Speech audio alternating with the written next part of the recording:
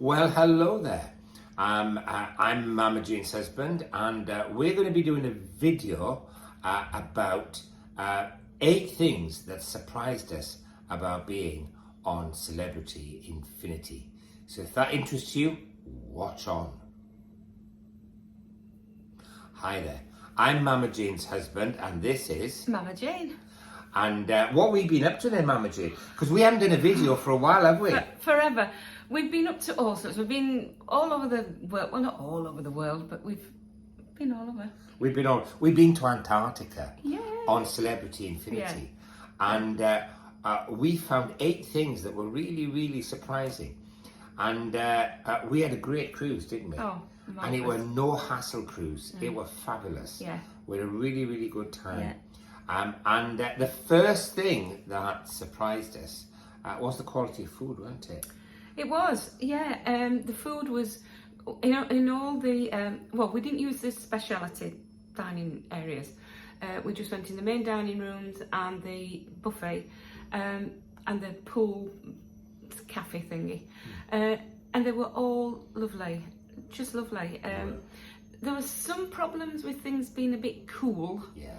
But I don't know. That was at the start of the cruise. Yes. And they seemed to sort it. All the plates were cold. Yeah, I think that was the main problem. It wasn't so much that the food was cold, but if you put food on a cold plate, it will very quickly, obviously, chill down. So, but partway through the cruise, suddenly the plates were red hot again. Yeah.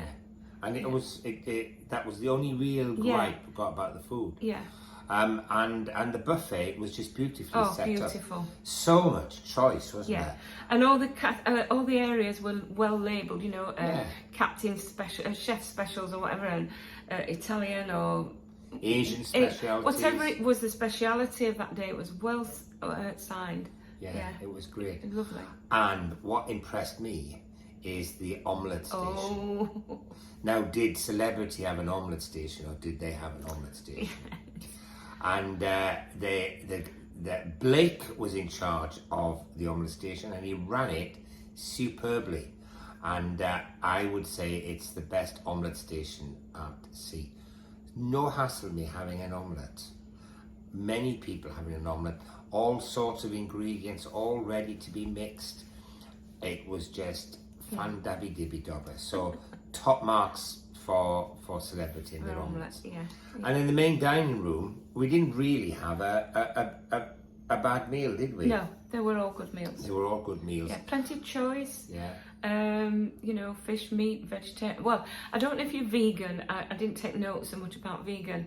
Vegetarian, probably okay. I'm not sure. But certainly your average, ordinary thing.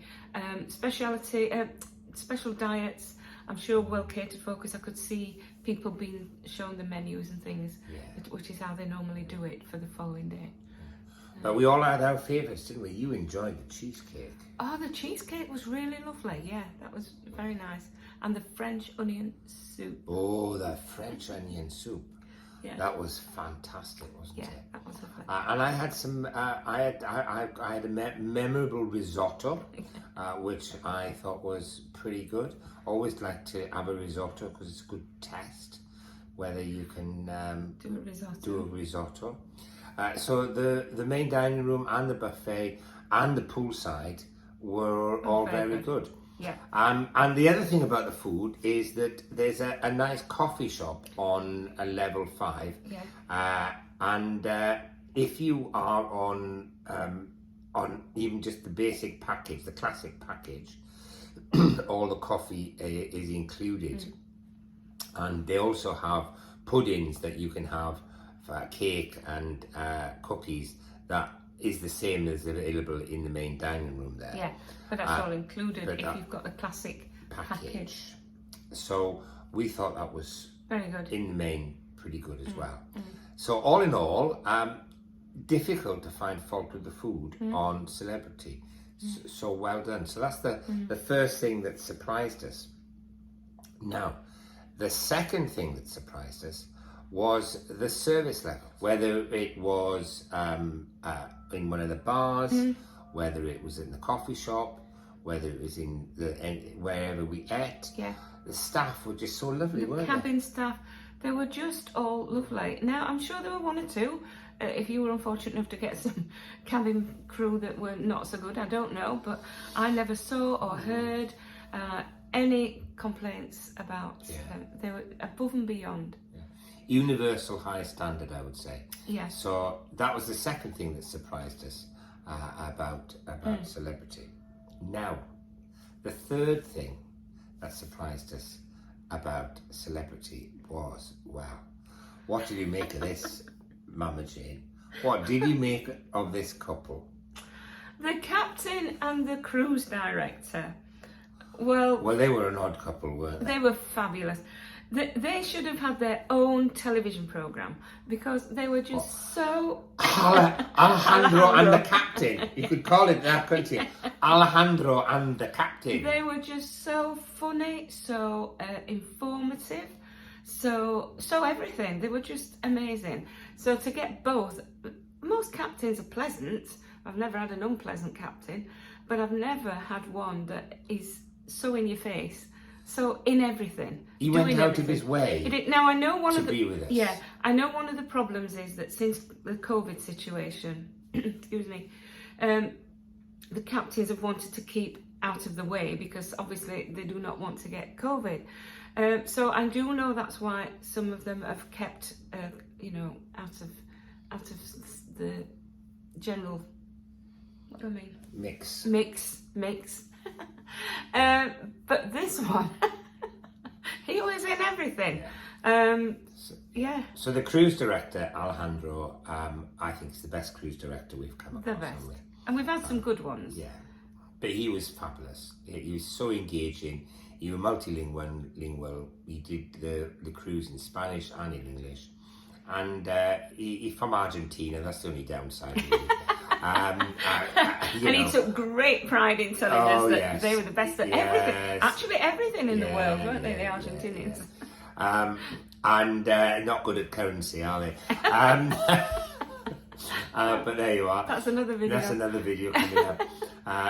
The Argentinian peso. Anyway, but the captain was very, very good. He joined in the entertainment when we had to have extra sea days. Because of port cancellation, he took part in the entertainment and things that they put on for us. So absolutely fabaroonie. So that was the third thing that surprised us. Now the fourth thing that surprised us about Celebrity Infinity was the age of the ship, and we were quite surprised how old it was. But for her age, she weren't doing bad at all. A bit like Mama Jane, really. Polished up well. Yeah, she polished up well. Yeah. So yeah, you could see that the ship was in need of a bit of TLC in places, but actually that didn't detract. And the cleanliness and the toilets. That's not on the list to discuss for surprising. The toilets were absolutely beautiful, the communal toilets. They were just lovely. They were so well decorated, they've got flowers, they've got proper napkins to wipe your hands, material ones. They were just lovely. I have never seen such, I'm sure there are such lovely toilets. They were good, weren't they? But I have never seen such. Even the men had hands towels. Yes. Yeah.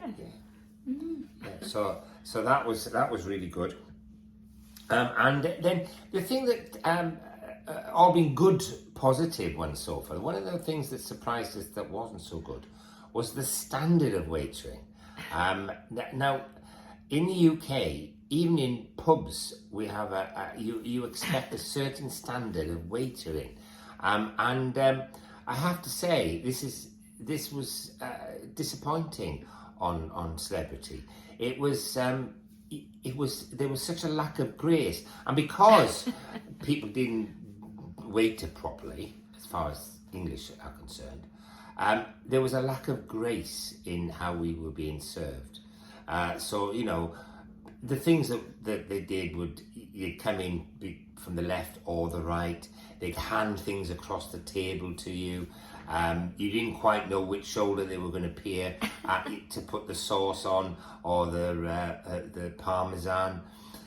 So there was just such a lack of grace as a result.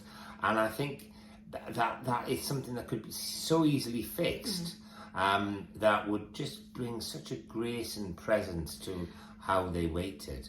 I think that the main thing, there is all that, but the main thing I found, not offensive, but apparently in America, because we were with relatives who are now Canadian, and we said, is this normal in America and Canada? And you know, if one person out of 4 of you has finished, well, they wait till everybody's finished before they clear the plate. In England? In England. Now, in other countries, no, they do not. But they said, no, it would be considered bad if they left dirty plates in front of you. So we always have to be aware that what is good for us as British is... But what that means to me is, hurry up, come on, everybody else I know, is finished. it did make you feel like that, yeah. I thought that was poor show. But it's not... They were mostly Americans and other nationalities as well, on the cruise. Yeah. So, you know, they will have not found that an issue, and it's not an issue. It's just... I think the English needs to re-educate the world about waitering standards. And I'm Welsh. And but the staff, the actual waiters, were lovely, absolutely lovely. Yeah. Now the next thing that surprised us about Celebrity was the number of fly-on entertainers. And on most cruise ships we've been on, the in-house company has been on every other night, and then in between, on the other nights, they've had somebody that's been flown on board to do the entertainment. And this puts a lot of pressure on the in-house team, because they're on every other night. So it's a lot of work for them. And sometimes the quality suffers.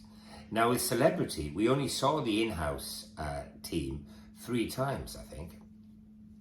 They did the odd other thing around the ship, but we only saw 3 actual performances by them.